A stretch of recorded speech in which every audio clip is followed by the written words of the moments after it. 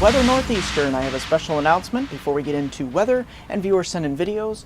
One of my nice loyal followers here, Connor, has started his own weather blog, ConWeather. Go to this internet website. You can see a nice snapshot here of his website. So very nice for Connor. It's always nice to have some very interesting fresh weather perspectives in the weather community. So let's take a look at some viewer sent in videos here across Linden, Texas. Got a very interesting moon here, a nice blue sky, and look at these golden leaves here across the Linden area. Of course, it's more like mid to late fall in Linden, whereas the northern states have already into winter. But look at this beautiful footage here, HD footage of these. Look at that blue sky, crisp and clear. Of course, we head into his next video, a nice soaring bird across the sky. These skies are going to be a thing of the past over the next 72 to 96 hours, heading on into the first part of the weekend here as we get some heavy rain and thunderstorms in the Linden, Texas area. Take a look at his last video here. He's focusing in on some plants. Basically, in the foreground here, in the background, you've got the sun, which looks a little bit lower in the sky here, so you will be seeing some of those very, very beautiful lighting effects here. So thank you, Lucas, for sending these videos in. Let's take a look at those precipitation amounts for the Linden area. Of course, along the Gulf Coast here, you'll be getting in on the act of some heavy rains over to Linden, Shreveport, all the way over towards New Orleans. This is where we could see some heavy rain across the Gulf Coast areas and up the East Coast as this low pressure moves up the Ohio River Valley into the lower Great Lakes for the weekend. It will draw moisture and warm air out ahead of it. Here on the West Coast, we're looking much clearer. Let's take a look at those surface maps starting to the midpoint of your weekend or weekday, but it will feel like the weekend for some people, being New Year's Eve, for those festivities in the evening. Let's take a look. We've got pretty much some lake effect snow here. Streamers coming off the east end of Lake Ontario, Oswego County, Jefferson County, Lewis County. That's where we'll be getting in on the act of some 12, 18, maybe 24 inches of snow, particularly on Wednesday. So those New Year's Eve festivities not looking very good. Heading on into Thursday, you see that system dropping across southeastern Canada here, southern Ontario and Quebec. Look at these cold temperatures here in northern New England. Some of these areas in southern Quebec, New Brunswick won't get out of the single digits or teens. Even across New England here, mostly 20s and 30s, into upstate New York, into Ohio, hard pressed to hit 30 in many areas.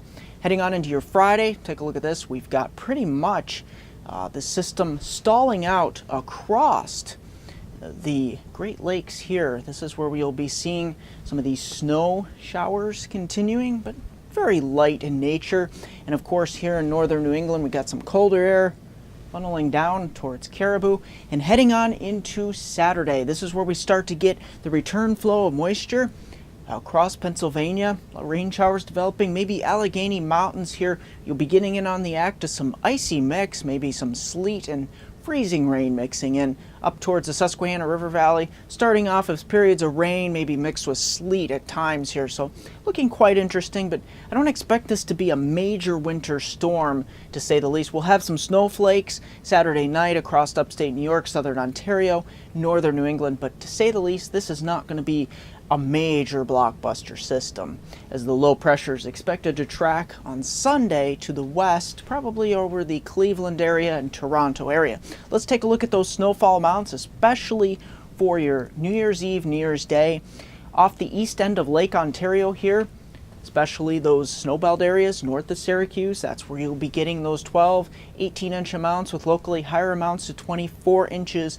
Just south of Watertown and north of Syracuse, the Oswego area, over towards Lewis County and Jefferson County, up to Montague. That's where we'll be seeing some of those heavier snowfall totals here.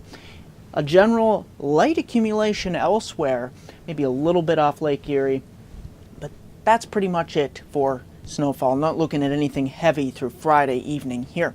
So let's take a look at, I'm going to have a 5-day outlook for my hometown viewers from Binghamton to Scranton, Susquehanna region of upstate New York, northeast Pennsylvania.